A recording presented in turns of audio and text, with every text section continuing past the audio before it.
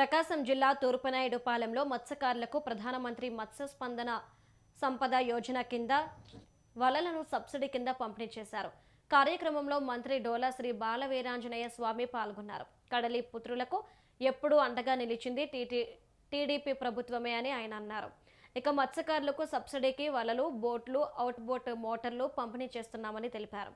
40% సబ్సిడీతో త్వరలో ఆటోలు సైతం అందిస్తామన్నారు. ఇక మత్స్యకారులకు వేట నిషేధ భృతి కింద 4,500 రూపాయల నుంచి 20,000 వరకు పెంచిన ఘనత చంద్రబాబుదే అని గుర్తు చేశారు.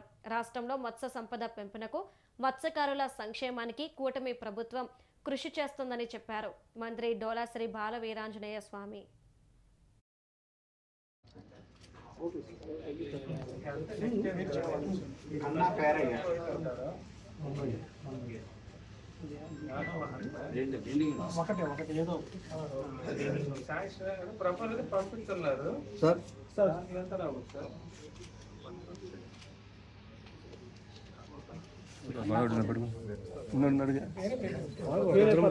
పంపిస్తున్నారు ఇది అందరికి ఇద్దాం.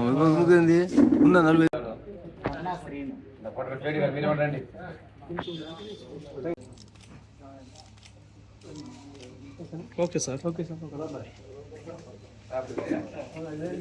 మత్స్య సంపద యోజన కింద ఈరోజు సాంప్రదాయ మత్స్యకారులకి వలలు పంపిణీ చేయడం జరిగింది. 7గురికి ఈరోజు ఒక్కోటి యూనిట్ కాస్ట్ 2,43,900 రూపాయలు. అదేవిధంగా ప్రభుత్వం వచ్చిన తర్వాత మత్స్యకారులకి మళ్ళా రేపు ఒక బోట్లు కూడా 15 యూనిట్లు ఇంజన్లు కూడా పంపిణీ చేయబోతున్నాం.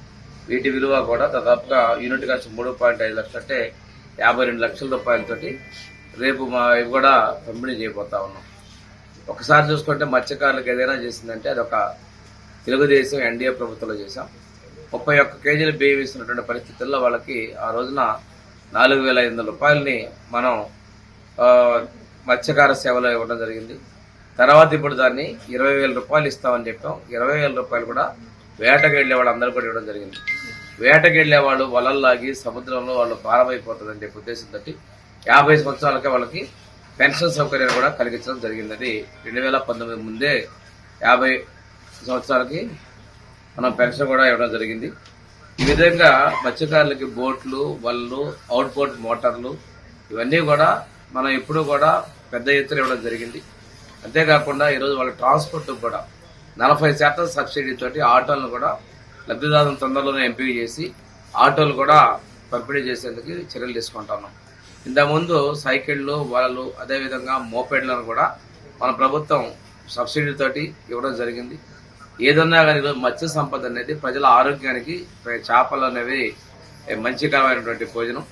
అదే కాకుండా ఈరోజు భారతదేశాన్ని మనకి రాష్ట్రంలో విదేశీ మారక ద్రవ్యాన్ని కూడా ఈ చేపలు, రొయ్యలు వీటి ద్వారా ఎక్కువగా వస్తూ ఉన్నాయి. కాబట్టి మత్స్య సంపదను ప్రోత్సహించడానికి, అదేవిధంగా సముద్రంలో సీవీడ్ పెంపకానికి కూడా ప్రభుత్వం చర్యలు తీసుకుంటా ఉంది. నేను మత్స్యకారులకు కూడా ఆసక్తి ఉన్నటువంటి వాళ్ళు సీవీడ్ పెంపకం ద్వారా భవిష్యత్తులో మరింత ఆదాయాన్ని పొందేదానికి అవకాశాలు ఉంటాయి. మీరు పూర్తిగా వీటన్నిటికీ మనం మారి ఎక్కువగా సంపద సృష్టించుకోవాల్సిన అవసరం ఉంది. దీంతో పాటు కూడా ఇక్కడ మనకి మత్స్యకార సొసైటీలకు కూడా చెరువుల మీద ఆ రోజు హక్కులు కల్పించడం జరిగింది. ఆ మత్స్యకార సొసైటీల వాళ్ళకు కూడా చేపలు పెంపుకోవడం, ఆదాయం పెంపించే విధంగా మీరు చర్యలు తీసుకోవాలని చెప్పేసి మీరు భాగస్వాములు కావాలని చెప్పి కోరుకుంటూ నేను సెలవు తీసుకుంటాను. మత్స్య సంపద